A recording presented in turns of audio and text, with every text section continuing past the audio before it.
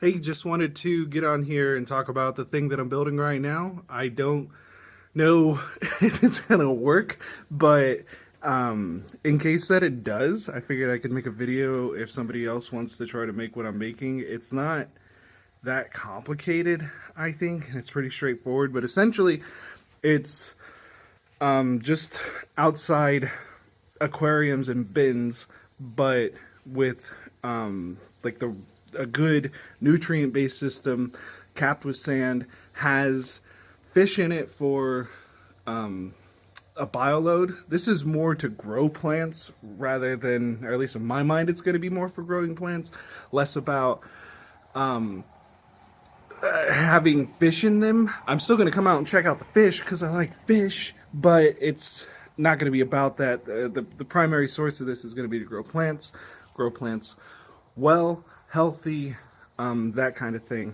What we got going on here is, if I show you over here, we got the bins, and down there that's just pea gravel and organic topsoil. Here's one that I started just to see how well the floating plants would do just by themselves. There is, like, if you go down in here, there's sand, but and some snails and some guppies, but nothing like nothing too insane. It's just floating plants. I just wanted to see how well they would do outside. No surprise, the sun, the oxygen, everything out here did wonderfully. And so, like what I said, I don't have, like, because I'm inspired by MD a lot and what he does, but I don't live in the UK, so I don't get access to Denali plants like he does. And he has, I mean, they have, wait, what I can tell, really good products. But trying to do my own thing, I guess, to sort of mimic what is his philosophy or sort of like perspective is on the aquariums that he makes, because he grows plants like crazy, right? So I wanted to try to do something a little bit similar, but like not exactly, because it's not gonna, I can't. So I just got this organic topsoil. I don't know. I used it in one aquarium inside and it seemed to work pretty well. It's Midwest best. I'm based in the Midwest, so that's why it's like that. Um, but yeah, I just wanted to show the process of what I'm doing here. I did the mixtures, just half and half of each of the soil and the pea gravel, and then I'm gonna cap it with some pool filter sand that I need to go grab. So I was walking to go grab the pea filter sand, and I seen this stick. It just looked like it was floating here, but it's obviously a spider web up there. But it's the floating stick. Woo! That's kind of cool. That's really, it's like actually like attached a little bit. I don't know if I can get it to be in focus, but it's like, it like hooked it. It's just a spider web. I don't know. So I didn't know if I was gonna need more of the dirt. Seems like I have enough, but this is what I'm using for the pool filter sand. It's basically just all-purpose sand, but I need to carry it all the way over there. All right. So I left this bag outside for too long, and it kind of ripped, and it's leaking right there, but that's fine. I got this like a week ago when I started building this. You're going in the bag with me.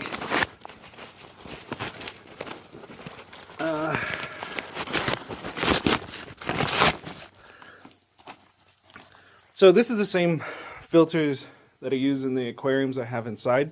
Or not filter, same sand. But, and I take a pretty long time cleaning it because it's so dusty, so dirty. But I'm not going to clean it this time because it's outside, and look at that. There it goes. Because it's outside, and I'm not going to be able to see how dirty that is. I'm not going to be able to see this from the side. So I'm not too concerned about like how dusty it looks. If this was like all glass and all see-through, then I would definitely want to clean it. But seeing as I'm never gonna see the side of this, the dust will eventually settle after I put in the water. So it'll look fine.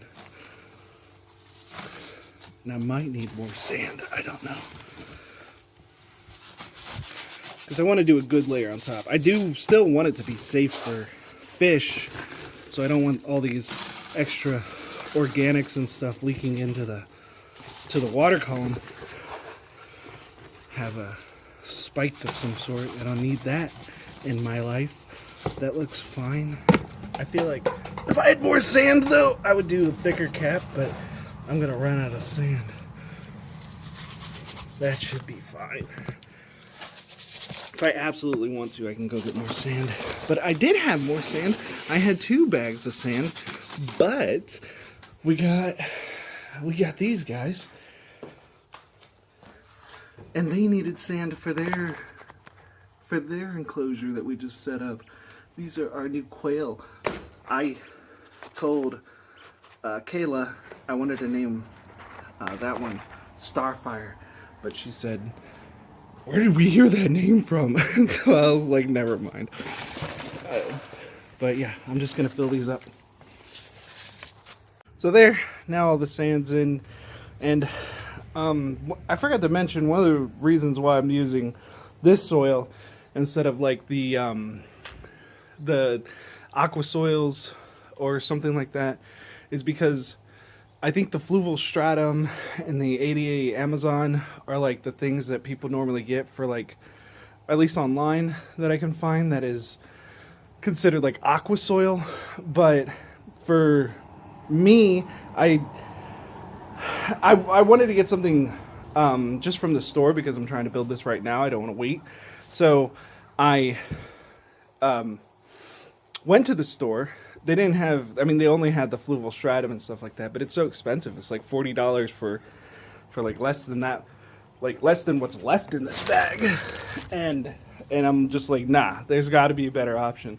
So I found this one video of this guy who has no filters in his aquariums, and he explained that he gets the dirt and the rocks and everything from his backyard. And while I don't live where he lives, I don't think, I'm like, you know, that's pretty much what organic topsoil is.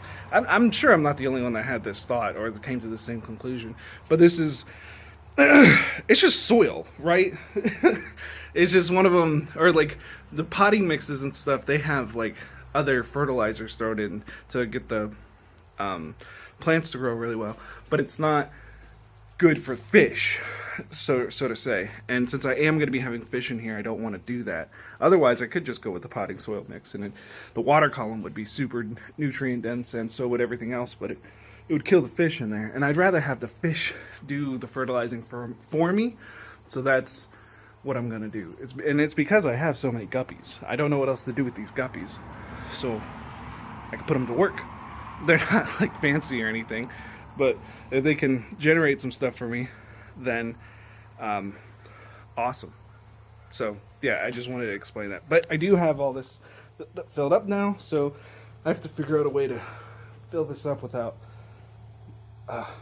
disturbing it. I'll figure something out. Alright, so yeah, see, that's not going to work. I thought that maybe putting the water on like a really, really low setting would work, but because you can see the dirt's coming up right there, because it's like plopping down like that, then it's going to completely disturb that substrate system on the bottom. So I think what should work is I have a rock over here that I can use as like a this guy as like a disperser, so I don't necessarily have to sit here and watch this, hopefully, because I do want it to go sort of, I'll just put it in the corner of every single one of these and just have it go like that. That should be better. Still have it go slow, but I can't tell if that'll disturb that a lot or not. I guess I'll have to find out. I mean, I don't know how else to do this, so I'm just gonna give it a shot. I look like I've been outside all morning, which I have been. So I know that my fish room is not the prettiest to look at, but I have some pretty fish, and I wanted to share that with anybody that's watching. So I'm gonna switch the camera around. So this is my only beta fish. His name is Blue Moon. I'm very creative. But this is the tank that I had the soil in the bottom, and you can see, like, I think it's doing decently. I keep trimming it, so that's why it doesn't look completely full. And I had these guys in here because at first I thought the beta would eat them, but that didn't really work. This is another tank. This one's a mess, but it's got the water lettuce in here, and then this is my excess snail tank because I feel bad just throwing them away. And I don't know what else to do with them when they get out of control. So there's that. And then here's my excess guppy tank, and also has some mystery snails in, which these guys are really cool. I like that they're blue. And there's some cool guppies in here. But yeah, that's that. And then there's a mess. And then here's my favorite tank, which is, it's got guppies in it, all the cool guppies. There's shrimps. There's tons of shrimps. And albino bristlenose pleco back there hiding. There's 2 super reds in here, but I don't know where they're at. Now there's he just ran. He's a longfin. Larry is longfin super red. And then here's my redwood floaters, which are doing phenomenal in here. That's food from this morning. So those are cool. This is another tank. This is my big tank. I'll just start from this end.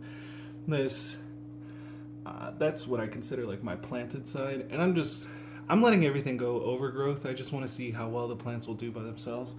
But it's got shrimp, it's got rainbow fish. There's a baby rainbow fish in here somewhere. Wherever he's at. Oh, there he is.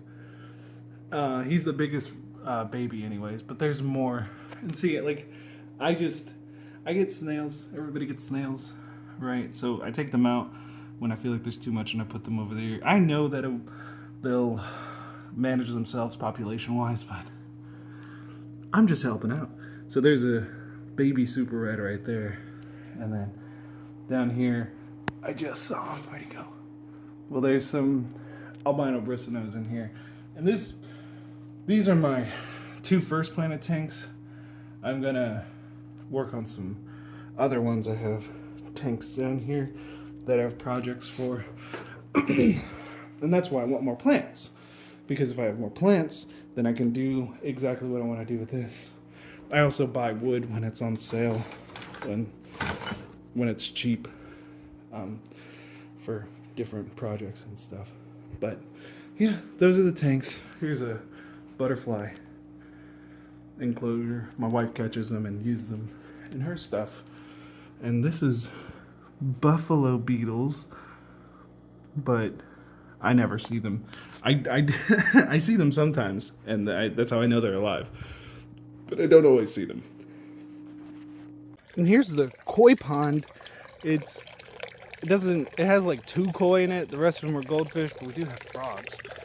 The frogs, I don't know where they came from. I think Kayla put some tadpoles in here, and they sort of just exploded. But we got the gargoyles. Those guys are cool. But yeah, I mean, I only killed I think 5 minutes, not even. This bin is not going to be full, but we're going to check it because I want to know. Oh yeah, barely anything. It's not as dirty as I thought it was going to be. I guess not. I mean, it's still obviously filthy, but I thought it was going to be like just a brown goopity goop mess. So I'll probably fill this up, do probably 1 water change, and then leave it.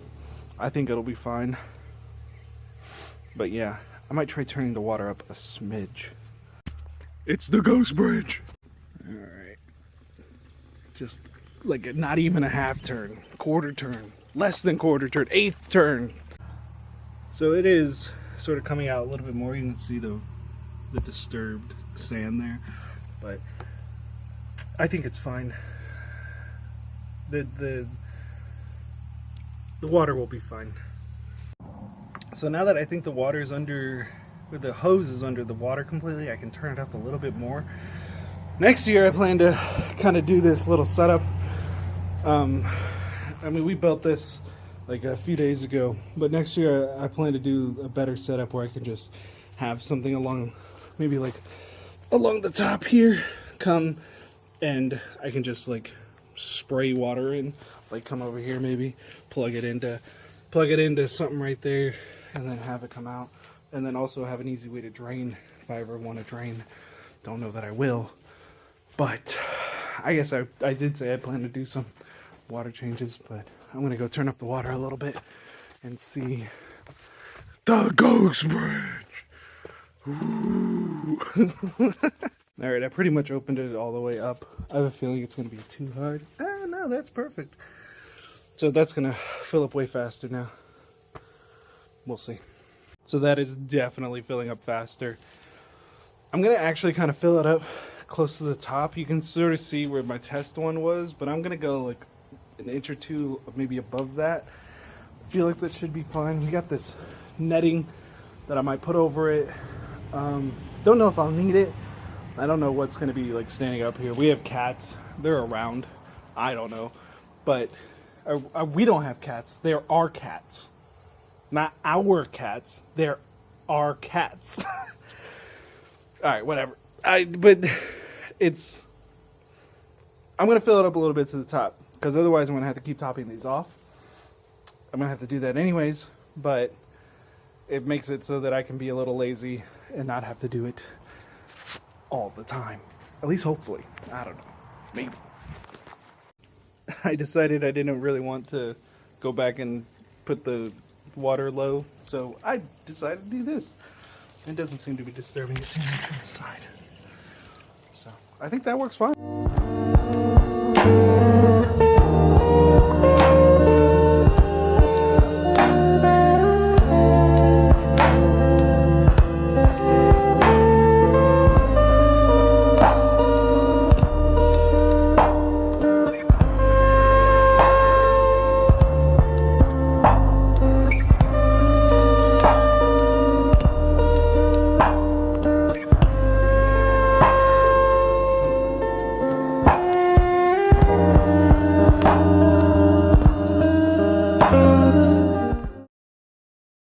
So yeah, if you watch this, thank you for watching. I appreciate it. I'll probably end up making another one of these like brace things if I want to end up doing more, because I have this part of that's going to come out. So I have this part of the patio I can do. I want to leave some room like to be able to get through to the outside right there. But if I do build another one of these, I think it was only like 25 bucks for everything, for the materials. The most expensive thing was the screws, but I'll record that process. I didn't record it this time. My brother-in-law helped me. He did most of the work anyways, because I've never used a band saw. But yeah, so thanks for watching if you watched, and I'll see you when I put plants in here, planted plants, stem plants in here.